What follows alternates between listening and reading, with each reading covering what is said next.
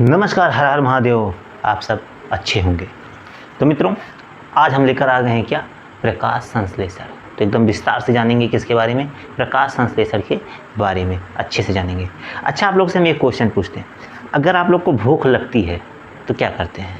Kitchen में जाते हैं। किचन में अगर खाना नहीं होता है तो खाने को खुद बनाते हैं और फिर खाते हैं। तो आप लोग चल के जाते हैं, खाना को बनाते हैं, फिर खाते हैं। यही प्रोसेस जो होता है पेड़ पौधों में भी होता है, लेकिन पेड़ पौधे तो कहीं जा नहीं सकते, आ नहीं सकते। तो पेड़ पौधे ये खाना कैसे बनाते हैं, कैसे बनाते हैं, कभी आपने सोचा है? तो भाई, पेड़ पौधे जो है वो प्रकाश संश्लेषण के द्वारा, किसके द्वारा? प्रकाश संश्लेषण के द्वारा अपना खाना बनाते हैं, अपना भोजन बनाते हैं, और तब पेड़ पौधों को क्या मिलती है? ऊर्जा मिलती है। ठीक है, आइए हम विस्तार से जानेंगे प्रकाश संश्लेषण के बारे में। आप लोग को एक चित्र दिख रहा होगा। अब चित्र के जो है 3 भाग तो स्पष्ट हैं। नीचे वाला भाग जो है वो क्या है? जड़ है। ऊपर वाला भाग जो है ये हरा होता है, जो क्या है? पत्ती है। और बीच वाला भाग आप जान ही सकते हैं, ठीक है, क्या है? और इसके ऊपर जस्ट है वो क्या है? सूर्य है। अब एक चीज़ ध्यान दीजिएगा, सूर्य का प्रकाश जो होता है, सूर्य के प्रकाश को पत्तियाँ जो होती हैं ये अवशोषित करती हैं। कैसे अवशोषित करती हैं? क्योंकि पत्तियों में ही क्या पाया जाता है भाई साहब? क्लोरोफिल पाया जाता है। क्या पाया जाता है? क्लोरोफिल पाया जाता है। पत्तियों में ही क्लोरोफिल पाया जाता है, और जिसके कारण ये सूर्य के प्रकाश को क्या करती हैं? अवशोषित करती हैं। अगर हम कहें तो ये प्रकृति द्वारा बनाया गया, पत्तियां जो है ये प्रकृति द्वारा, किसके द्वारा बनाया गया? प्रकृति द्वारा बनाया गया सोलर पैनल है। क्या है भाई? Solar panel. जैसे आप सब देखते होंगे सोलर पैनल पर जो है सूर्य का प्रकाश पड़ता है तो बैटरी चार्ज हो जाता है, और रात भर जो है लाइट, टीवी, पंखा सब कुछ चलता है। तो उसी तरह जो है ये पौधों की जो है, पेड़ पौधों की हरी पत्तियां होती हैं जिनमें क्लोरोफिल होता है, और ये क्लोरोफिल क्या करता है? प्रकाश को अवशोषित करता है। क्या करता है? अवशोषित करता है। तो सोचेंगे कि सर जी, प्रकाश को अवशोषित करके जो है ये खाना कैसे बना लेता है? जैसे भैया हम लोग को खाना बनाने के लिए गैस और सिलेंडर और चूल्हे की आवश्यकता होती है, यानी गैस चूल्हे की आवश्यकता होती है, उसी तरह पेड़ पौधों को भोजन बनाने के लिए सूर्य की प्रकाश की आवश्यकता होती है। मतलब आप समझ जाइए कि जब तक सूर्य का प्रकाश रहता है तब तक ही पेड़ पौधे अपना भोजन बना पाते हैं। समझ में आया ना? नहीं तो अंधेरे में तो सूर्य का प्रकाश रहेगा ही नहीं, तो अपना भोजन बनाएंगे नहीं। चलिए हम देखते हैं कि कैसे ये पूरी क्रिया होती है। अब ध्यान दीजिएगा, सूर्य का प्रकाश जो है सूर्य से मिलता है। कौन अवशोषित करता है?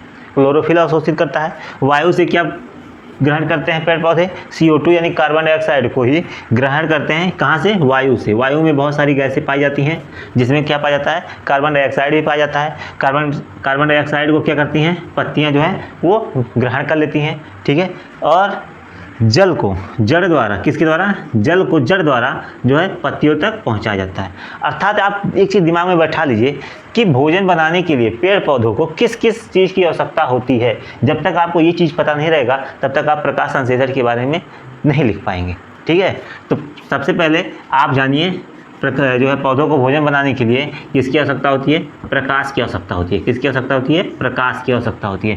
जैसा कि आप नाम हेडिंग का जान ही रहे हैं कि प्रकाश संश्लेषण है, तो प्रकाश संश्लेषण की क्रिया होने में सबसे पहले क्या चाहिए? प्रकाश चाहिए। वो भी किसका प्रकाश चाहिए? सूर्य का प्रकाश चाहिए।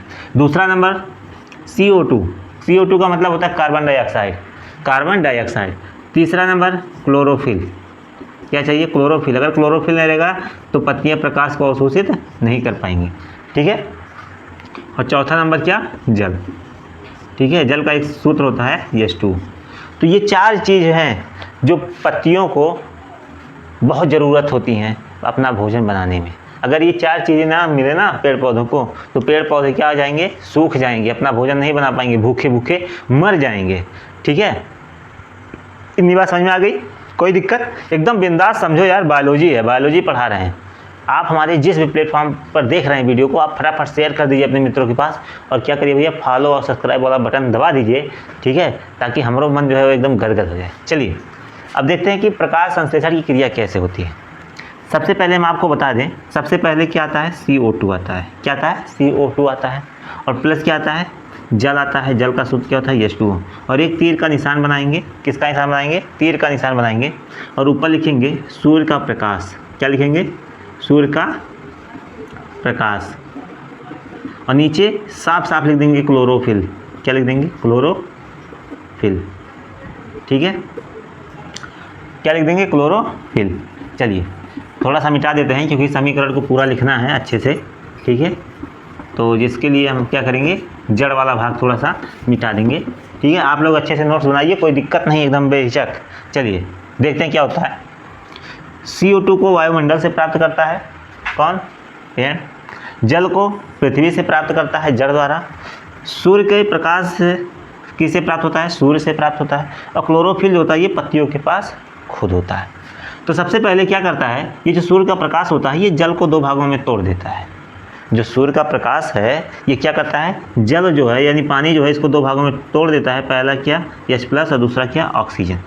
अब एक चीज़ का ध्यान रखिए, पेड़ पौधे जो है वो ऑक्सीजन छोड़ते हैं। कब ऑक्सीजन छोड़ते हैं, दिन में ऑक्सीजन छोड़ते हैं। बहुत लोगों से आप सुने होंगे कि पेड़ पौधे दिन में ऑक्सीजन छोड़ते हैं और रात में ऑक्सीजन नहीं छोड़ते हैं। भैया तो सीधे बताओ ना कि दिन में प्रकाश संश्लेषण की क्रिया होती है तो ऑक्सीजन मुक्त होता है और रात में प्रकाश संश्लेषण की क्रिया नहीं होती है तो ऑक्सीजन मुक्त नहीं होता है, ठीक है। तो जो है जल को दो भागों में तोड़ता है, कौन तोड़ता है, प्रकाश तोड़ता है। प्रकाश का मुख्य काम ही होता है जल को दो भागों में तोड़ना। और यही जो ऑक्सीजन है ये पेड़ पौधों से क्या होता है, बाहर निकलता है। पेड़ पौधों से क्या होता है, बाहर निकलता है, ठीक है। और इसके साथ ये जो हाइड्रोजन है, हाइड्रोजन CO2 के साथ मिल जाता है जिससे क्या बनता है, C6H12O6 बनता है, ठीक है। अब दो चीज़ें बन गई हैं, पहला बन गया क्या, ग्लूकोज, और दूसरा ऑक्सीजन।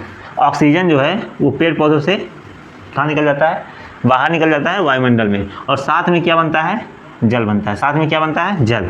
अब यहाँ पे देख रहे हैं कि ग्लूकोज बन गया, ऑक्सीजन बन गया जो पेड़ पौधों से बाहर निकल गया, और जल बन गया। तो इसका यानी ग्लूकोज का और जल का आवश्यकता पेड़ पौधों को होता है और ऑक्सीजन की आवश्यकता नहीं होती है। तो यही पूरी प्रक्रिया जो है वो प्रकाश संश्लेषण कहलाती है, ठीक है। इसी पूरी प्रक्रिया को क्या कहते हैं, प्रकाश संश्लेषण कहते हैं, ठीक है।